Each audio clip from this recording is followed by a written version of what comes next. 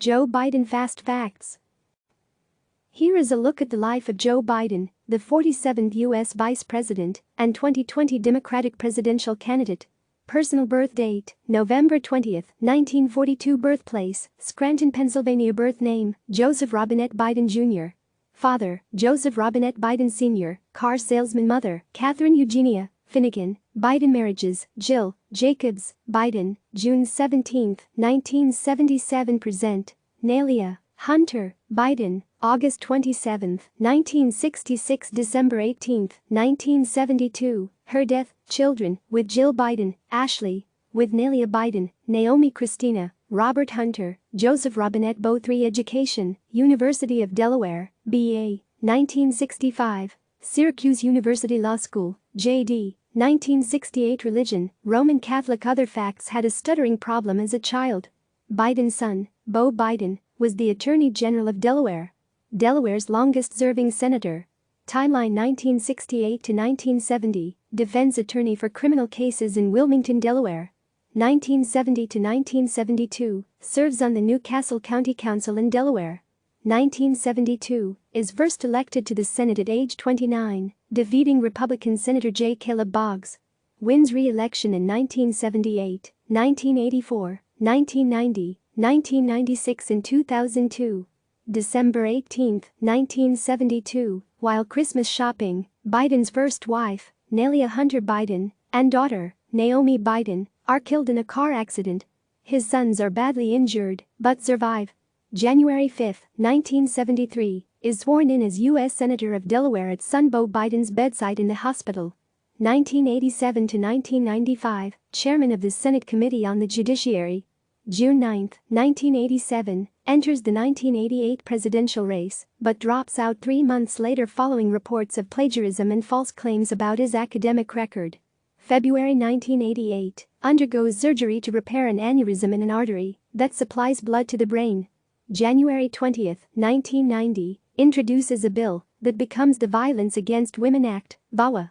The act addresses sexual assault and domestic violence. It is signed into law by President Bill Clinton in 1994.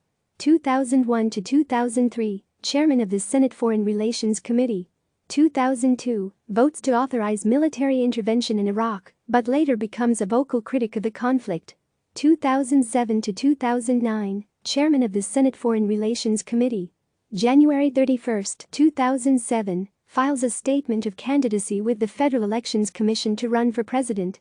August 1, 2007, his memoir, Promises to Keep, on Life and Politics, is published. January 3, 2008, announces his withdrawal from the presidential race. August 23, 2008, is named the vice presidential running mate of Barack Obama. November 4, 2008, is elected Vice President of the United States.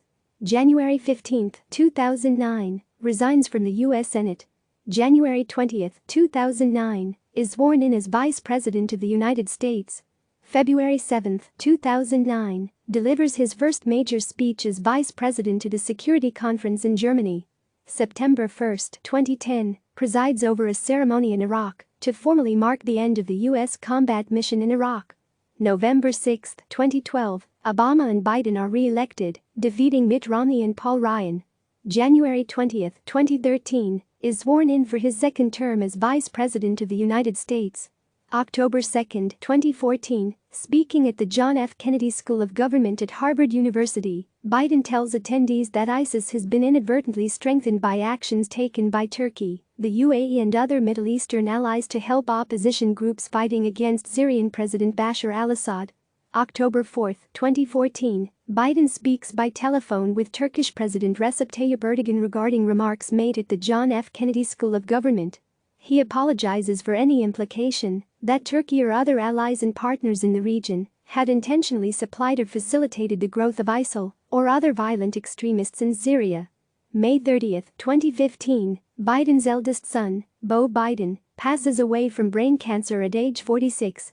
October 21, 2015, says he will not seek the presidency, announcing that the window for a successful campaign has closed. December 6, 2016, doesn't rule out running for president in 2020, saying, "I'm not committing not to run. I'm not committing to anything. I learned a long time ago fate has a strange way of intervening.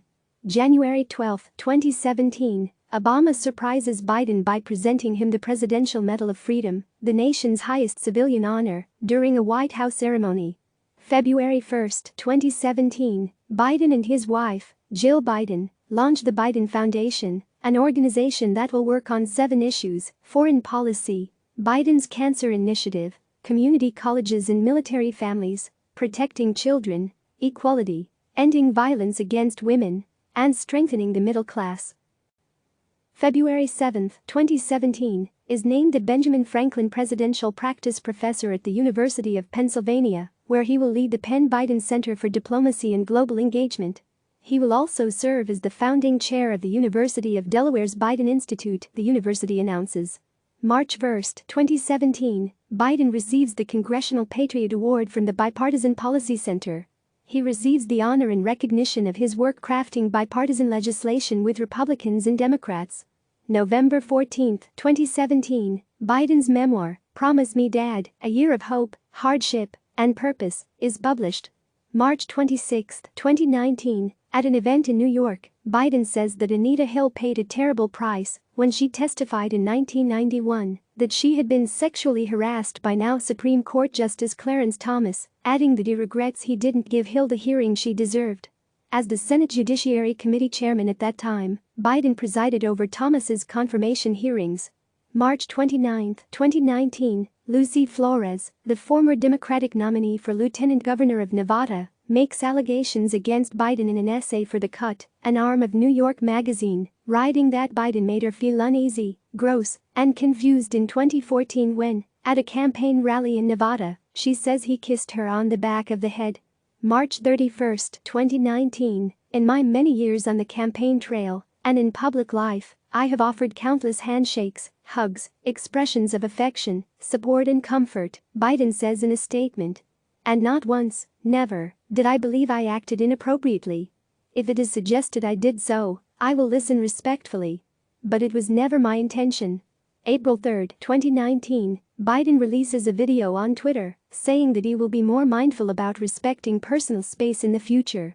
The video comes in the wake of multiple allegations he made women feel uncomfortable in their encounters, including a woman claiming Biden made her feel uncomfortable at a 2009 Connecticut fundraiser. 2 additional women, including Alexandra Tara Reid, also told the New York Times that Biden made them feel uneasy by the way he touched them. April 25, 2019, announces he is running for president in a campaign video posted to social media.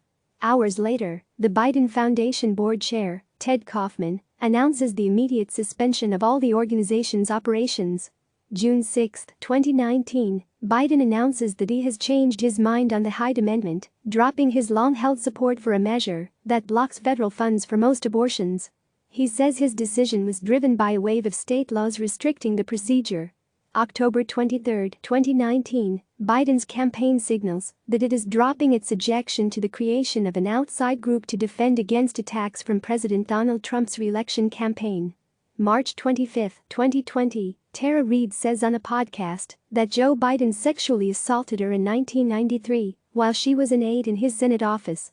April 25, 2020, newly surfaced video from 1993 appears to feature the mother of Tara Reid, a woman who accused presumptive Democratic presidential nominee Joe Biden of sexual assault, calling into a segment of Larry King Live to seek advice for dealing with undetailed problems around the time of the alleged assault.